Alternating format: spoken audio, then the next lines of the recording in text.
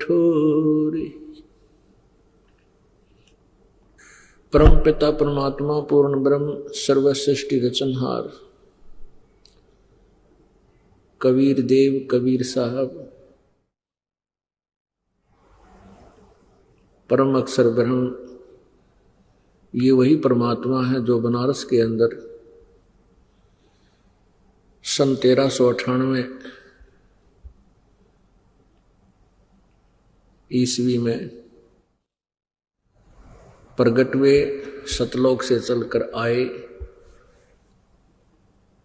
और एक शिशु रूप धारण करके काशी शहर के लहर तारा नामक तालाब के अंदर विकसित कमल के फूल के ऊपर वो परमात्मा विराजमान हुए। लीला करते हुए जो बड़े हुए, जुलाहे के नाम से प्रसिद्ध हुए, क्योंकि नीरू और नीमा नाम के एक जुलाहा दंपति जो निसंतान था परमात्मा को, शिशु रूपधारी परमात्मा को अपने घर ले गए थे। लीला में शरीर से जब परमात्मा बड़े हुए, जुलाहे का कार्य करते थे, जिस कारण से वो कबीर जुलाहा नाम से प्रसिद्ध हुए। साथ में सुप्रसिद्ध कवियों में से भी एक सुप्रसिद्ध कवि भी वो प्रसिद्ध हुए, लेकिन वो परमात्मा थे। अपनी महिमा आप ही बताने के लिए इस काल के लोक में आए थे। इस ब्रह्म ने, इसे ब्रह्म कहो, ज्योति निरंजन काल कहो, इसको क्षर पुरुष कहो, क्षर ब्रह्म कहो, ये 21 ब्रह्मांड का स्वामी है।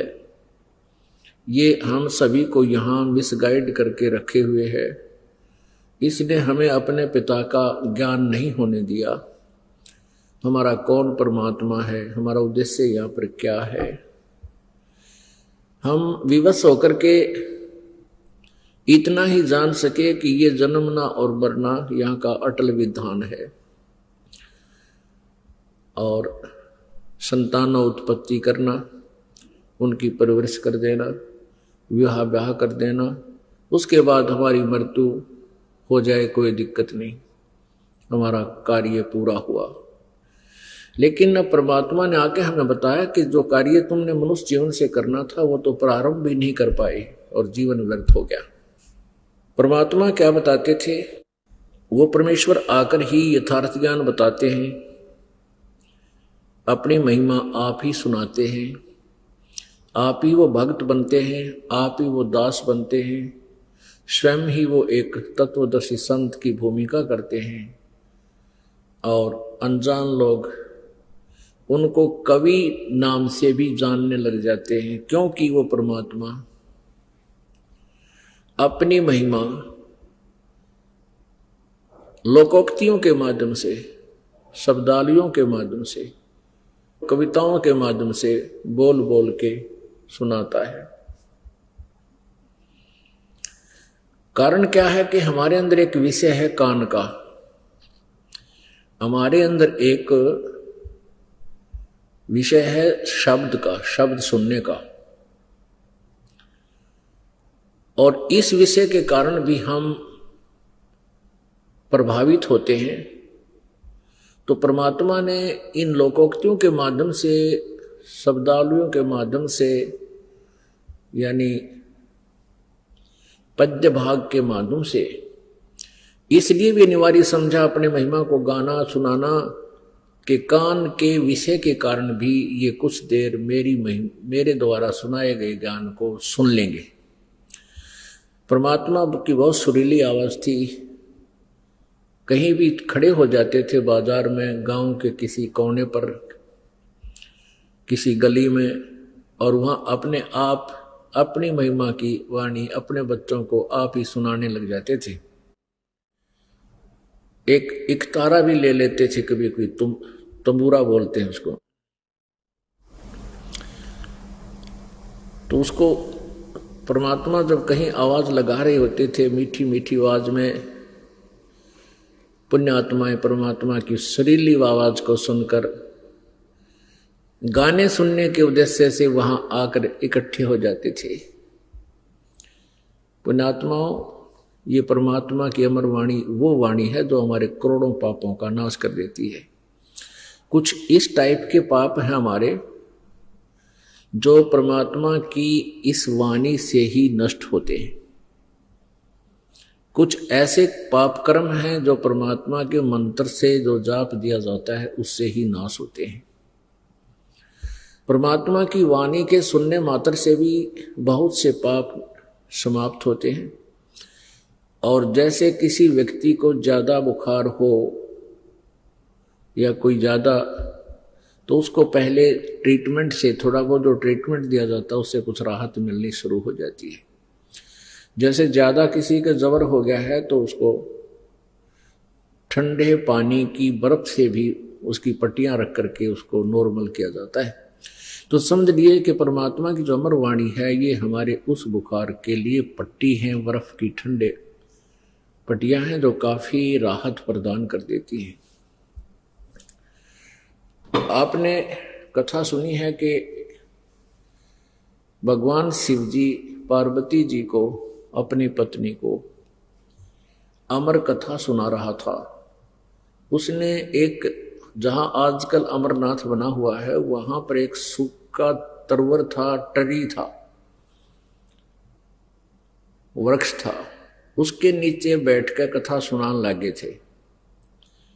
और उससे पहले भगवान शिव जी ने 3 बार ऐसे हाथ से तारी बजाई थी, इतनी भयंकर नाद हुआ था, वह आवाज हुई थी, उसके सुनकर वहां के आसपास का कोई पक्षी पशु था वो दूर भाग गए थे डर के। उसका उद्देश्य यही था कि इस अमर वाणी का असर किसी निकम्मी आत्मा पर ना हो जाए ताकि वो कोई गड़बड़ कर दे। तो ऐसे इन मंत्रों को गुप्त भी रखा जाता है। तो जब पार्वती जी को मंत्र सुना रहे थे तो उसके अंदर एक वृक्ष के अंदर एक होलो प्लेस था जिसको खोगर बोलते हैं, खाली स्थान सा होता है सूखे वृक्षों में। उसमें एक तोते, मादा तोते ने अंडे उत्पन्न कर रखे थे और जो स्वस्थ अंडे थे वो उस तारी के बजने मात्र से सब अंडों में से बच्चे निकलकर बनकर बाहर चले गए, उड़ गए। एक गंदा अंडा पड़ा था, वो उस तारी से स्वस्थ नहीं हुआ और उसमें एक संस्कारवश एक आत्मा उसमें चिपकी हुई थी। पुण्यात्माओं, ये संस्कार होते हैं जैसे कई बच्चे गर्भ में मर जाते हैं, उनका संस्कार गर्भ में ही मरने का होता है। ऐसे ही उस आत्मा का संस्कार था उस गंदे अंडे में ही, वो संस्कार था कि वो गंदे अंडे से ही उसका योग संयोग था। तो भगवान शिव जी ने पूर्ण परमात्मा के बारे में जानकारी शुरू की। पुण्यात्माओं, यहाँ ध्यान से विचार करना कि विचलित हो जाते हैं जो अनजान से बच्चे होते हैं, पहली दूसरी तीसरी बार सत्संग सुनते हैं, कि यहाँ एक प्रश्न मन में उठेगा कि जैसे भगवान शिव जी ने कथा सुनाकर उस गंदे अंडे में जो संस्कारवश एक आत्मा चिपकी हुई थी उसको स्वस्थ कर दिया, वो बच्चा बन गया और वो उड़कर चला गया। तो इससे आपके मन में ये आएगी कि ये भी कर्म के फल को चेंज कर देते हैं। नहीं, ये प्रारब्ध था इसका, और जो प्रारब्ध में लिखा होता है ये परमात्मा, तीनों भगवान, तीनों देवता उसको केवल अप्लीकेबल ही कर सकते हैं, परिवर्तन नहीं कर सकते। अब क्योंकि ये अध्यात्म ज्ञान है और तत्व ज्ञान है, ये वो ज्ञान है जो अभी तक परमात्मा ने, कबीर जी ने किसी को प्रदान नहीं किया था, दास पर कृपा की है। तो इसलिए इसको बार बार सुनाना और समय समय पर इसके जो डाउट क्रिएट होने के स्थान हैं उन कंसेप्ट को क्लियर करना अति आवश्यक हो जाता है। फिर साथ में एक और है कि इसमें जैसे कथा जो परमात्मा की सुनाई जाती है, क्योंकि ये स्वयं भी जीव हैं, ब्रह्मा विष्णु महेश भी एक जीव है, आप जैसे ही हैं। इन्होंने अच्छी साधनाएं कभी की थी, प्रभु कबीर जी के उपदेश प्राप्त करके फिर ये पार ना हो पाए, ये काल का फंस गए। इब इनको यहाँ के प्रभु बना लिया, स्वामी बना लिया अपने स्वार्थ के लिए।